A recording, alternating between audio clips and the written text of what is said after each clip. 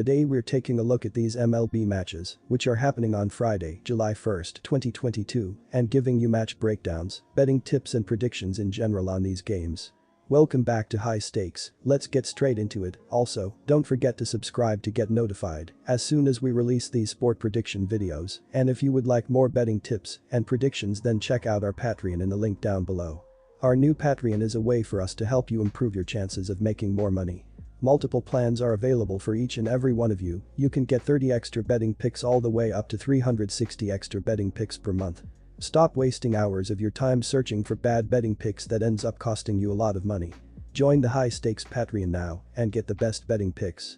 Going back to our video, we will give you 2 betting picks for each game, a team pick and a total pick based on facts and detailed explanation. So make sure to watch our videos till the end so you don't miss any of our picks. Chicago Cubs vs Boston Red Sox. Our team pick is Boston Red Sox. And here is why. Boston snapped a 2-game slide as they earned their 8th win in the last 10 games by taking care of business against the Blue Jays in extra innings Wednesday night. The Red Sox entered Thursday second in the AL East race, 13 games behind the Yankees for the division's top spot. On Wednesday, Franchi Cordero, run, had 4 of the team's 8 hits while Alex Verdugo, run, 4 RBI, added a pair in the contest. Verdugo hit his 6th homer of the season in the contest for the Red Sox in the win. Nick Pivetta didn't record a decision in the contest as he threw 6 innings, allowing 2 runs on 5 hits with 3 walks and 5 strikeouts. Matt Strahm, 3-2, earned the win in relief despite allowing 2 runs, 1 earned, on 3 hits with 1 walk, and 3 strikeouts over 2 innings of work. Chicago evened their series with the Reds as they rolled to a win on Wednesday night, giving them a shot at a series victory Thursday night. The Cubs entered Thursday night 4th in the NL Central, 14 games behind the Brewers for the top spot in the division. On Wednesday night, Chicago got 3 hits from Wilson Contreras, 2 runs, 2 RBI, while Christopher Morel, 2 runs, 2 RBI, added a pair in the game. Contreras, his 13th, and Morel, his 6th, each went deep in the victory for the Cubs. Justin Steele, 3-5, earned the win as he threw 5 innings, allowing 1 run on 6 hits with 3 walks and 6 strikeouts before turning things over to the bullpen. Boston struggled against Toronto, but there are things going in their favor here that they didn't have against the Blue Jays. Their closer, Tanner Houck, was unavailable for the series, as was Jarren Duran. Both guys are unvaccinated and are prohibited from entering Canada as a result. The Red Sox could have used Houck in the series, especially after blowing a 9th inning lead Tuesday night. Boston has the edge of having had Thursday off, giving their bullpen an extra day of rest while the Cubs were in action at home. Hill has plenty of experience at Wrigley Field, having started his career with the Cubs more than a decade ago. Sampson hasn't faced Boston much, but he's been rocked by the Red Sox in his limited work, giving up 6 homers in 9.1 innings. Boston is at full strength, and that's enough to give them the upper hand in this contest to start the series on a positive note. Our total pick is over the total, and here is why. The total has finished over during each of Boston's last 2 and in 3 of the Red Sox last 4. The Chicago Cubs have an ERA of 4.82, which is 26th in baseball, and will face a Boston Red Sox lineup that has the 2nd best team batting average in baseball at .261 and has scored the 5th most runs. Toronto Blue Jays vs Tampa Bay Rays. Our team pick is Toronto Blue Jays for the win. And here is why. The road struggles popped up again for the Rays in Thursday's trip to the Rogers Center to take on the Blue Jays. They couldn't get anything going offensively, and pitcher Ryan Yarbrough got cracked by 2 costly homers. Runs hurt even more when the team lacks the firepower to play catch-up in games. The Blue Jays don't need much to blow a game wide open. They found the spark in Thursday's opener with Teoscar Hernandez and Santiago Espinal sending a couple of pitches sailing over the wall.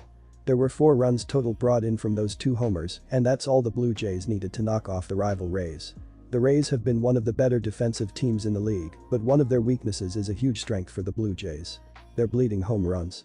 Despite allowing the 5th least hits, 7.39, and runs, 3.82, the Rays are still giving up the 6th most home runs on average. They can be dominant or a walking punching bag depending on the day. And Friday won't be a good day for the Rays when they drop their 4th consecutive loss. Jose Barrios has looked downright disappointing in his previous 2 outings on the mound, but both of those games were on the road. He has clearly struggled when playing away from home this season, but it has been an entirely different story when playing at Rogers Center, where he has amassed a 3-0 record on the season. He's throwing a 3.18 ERA at home and facing a Rays offense that can't be trusted at the plate. I'm rolling with Toronto to get another win in the series on Friday. Our total pick is over the total, and here is why. Kluber vs Barrios is an intriguing matchup. While at a glance, it appears Kluber has the advantage, Barrios has delivered a solid performance across the boards at the Rogers Center all season. With that being said, expect both pitchers to have their work cut out for them in this one. The Jays have been raking of late, averaging 6.3 runs per game over their last 11 starts. Barrios is in shambles after back-to-back horrendous outings, and he now tackles a Tampa lineup that is finally close to full strength. With a potent lineup and shaky pitching, the Blue Jays have been an over machine of late, with the run total going over in 9 of their last 11. Look for both squads to bring the lumber Friday night. Philadelphia Phillies vs St. Louis Cardinals. Our team pick is St. Louis Cardinals for the win. And here is why. Miles McCollum will take the mound for the 16th time of the season. McCollum has posted yet another strong outing in his latest effort, conceding just 1 run in 6 innings against the Cubs, leading to a no decision in a game the Cards won. The veteran right-hander is basically an ace based on his numbers, sporting a dazzling 2.57 ERA and a 0.96 whip complemented by a 5.5 record in 94.2 innings of work. Has yet to battle the Phillies this season and has squandered 6 runs in 13 career innings. Bailey Falter will make his 8th appearance of the season as a spot starter. Falter was mediocre in his previous appearance on June 17, squandering 3 runs in 5 innings against the Nationals, resulting in a no decision in a bout the Phillies won by an 8-7 score. The young left-hander has started in 3 of his 7 appearances this season and overall has been subpar, recording a 4.50 ERA and a 1.40 whip to go with an 0-2 record in 20 innings. Falter is battling the Cards for the first time of his young career in this one. The Cardinals are a good play when Miles McCollum is on the mound. The right-hander is in a groove, conceding a total of only 5 runs in his last 4 starts spanning 29 innings. His stats are even better on the road, where he features a 2.53 ERA on the season. Furthermore, the Phillies were supposed to have Eflin start this one, but he has landed on the Illinois. The Cards should take advantage of Phillies starter Bailey Falter, who has squandered 8 runs, 5 earned, in his last 2 outings spanning only 8 innings. The Phillies are also playing without key players in Bryce Harper and Gene Segura. Our total pick is under 9.5 runs. And here is why. The Cardinals are averaging 4.78 runs per game and 4.79 runs per game on the road. They averaged 4 runs per game in their last 3 games against the Phillies. With Philadelphia giving up 4.03 runs per game at home, the Cardinals will hit their average in this game. The Phillies are averaging 4.68 runs per game and 4.29 runs per game at home. They averaged 4 runs per game in their last 3 games against the Cardinals. With St. Louis giving up 4.13 runs per game on the road, the Phillies won't score enough runs to push the score over the total. The Cardinals and Phillies played under the total in 4 of their last 5 meetings. Washington Nationals vs Miami Marlins. Our team pick is Miami Marlins for the win. Trevor Rogers will make his 15th start of the season in this one. Rogers had some trouble last time out, conceding 3 runs in only 4.1 innings against the Mets and was fortunate to escape with a no decision. The young southpaw has yet to find a groove this season, recording a poor 5.86 ERA and a 1.63 whip, accompanied by a 3-6 record in 63 innings. Rogers has limited the Nationals to just 3 runs in 11 innings this season and is 2-2 with a 2.97 ERA in 6 career meetings. The Nationals will have Josiah Gray on the hill for the 15th time of the season.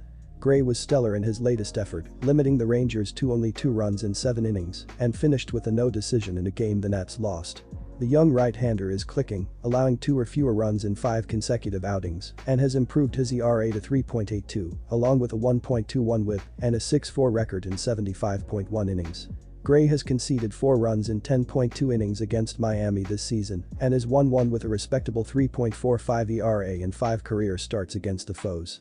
The Marlins have Washington's number this season, winning 8 of the 9 meetings, including a 3-game sweep at Nationals Park.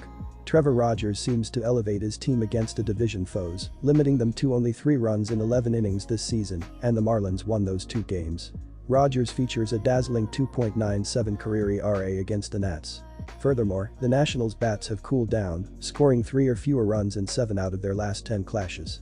They have only won 3 out of their last 10 home games. Our total pick is under 10. And here is why.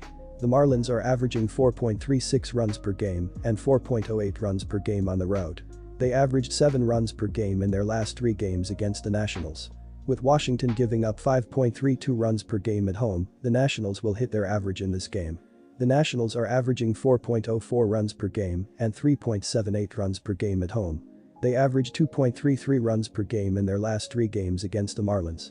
With Miami giving up 4.44 runs per game on the road, the Nationals won't score enough runs to push the score over the total.